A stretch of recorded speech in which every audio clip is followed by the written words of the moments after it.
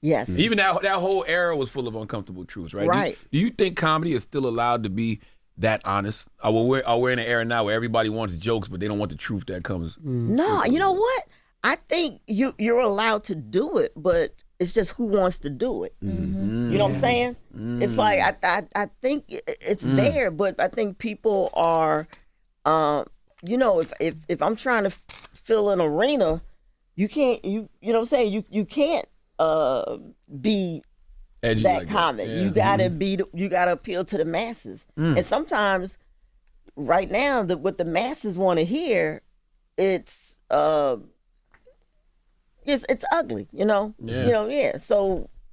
but I think you can do it though. You still can do it. But do people get offended too fast? Where it's like, back then jokes just flew. It didn't matter. You made fun of everybody. Oh my God. Exactly. It could be the crippled person. It could be to this person. Yeah. It didn't matter. People laugh. Now it doesn't seem like they laugh. They look for a reason to say, you know what, we're gonna boycott your next show. A lot of people like to be the critic. They want to be the police, and I think the whole it's empathy, really. Yeah. It's empathy. Oh man, this is a very great subject. I hold this subject near and dear to my heart because I can be considered an edgy comic. I will test the boundaries. I will go to the line just to see how far I can get before the audience takes a turn. Like, I think that there is a way to do the jokes that you want to in the fashion that you want to, but it has to be clever. I think sometimes you have to be witty when it comes to edgy jokes. I think people give a pass to edgy jokes when they're funny. Now, if it feels like you're punching down or you're literally making fun of,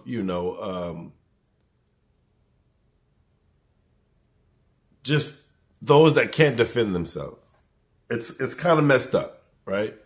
But from what perspective? So I have a joke that is considered very offensive. And when I tell it about an actual real person, the room always gets tight. But when I talk about a fictional character,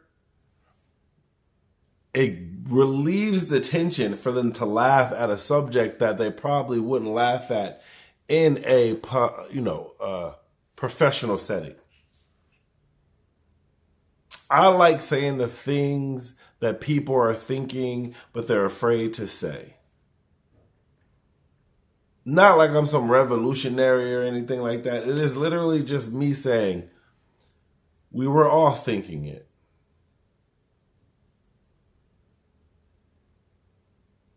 Do I feel like, my career isn't going to go as far as I wanted to go because of the style of comedy that I do? Absolutely not. I think that I'm going to find my audience, and those people are going to rock with me. Those people are going to be the support. Those people are the people that are going to come see me do stand-up. I was naive to believe that everybody liked it, that would like stand-up. Everybody loves stand-up. This is what I thought because of my passion for it. But some people have never been to a comedy show, let alone a comedy club. And sometimes people just is like on a whim, let's go to a club, and have no idea what they're getting themselves into. And that's how you find people walking out of shows and being disgusted because they haven't been in that type of setting where you can say some unrisque or some risque things and not have any consequences for it. But those that come to the shows knowing that this is a type of comedy that's going to be taken forth, then we don't have those problems. Like me, I do a filthy pop-up show. It's a traveling show where we talk about anything and everything, no holds barred. And every time I start the room is tight because people are like, we are going there. Yes, we are. And there's an audience for people that want to hear that. There's also an audience that wants to hear Christian comedy. There's also an audience that wants to listen to clean comedy. And do you feel like clean comedy will have a better career than a comic that pushes the line and sometimes crosses the line? I don't know, man, because I've seen both sides to it, right? You got Nate Bargatze, doesn't curse, family man, really big in comedy. But then you have someone like a Louis J. Gomez that, excuse me, has Skankfest and is the head of podcasts and has a conglomerate up under him. Like, when you look at the two, they're two separate ends of the spectrum, but they're both successful in their own right. One for sure gets way more. Like Nate, I'm sure $1 million deals. But I'm looking at Lewis and seeing what he built from the ground up is very impressive.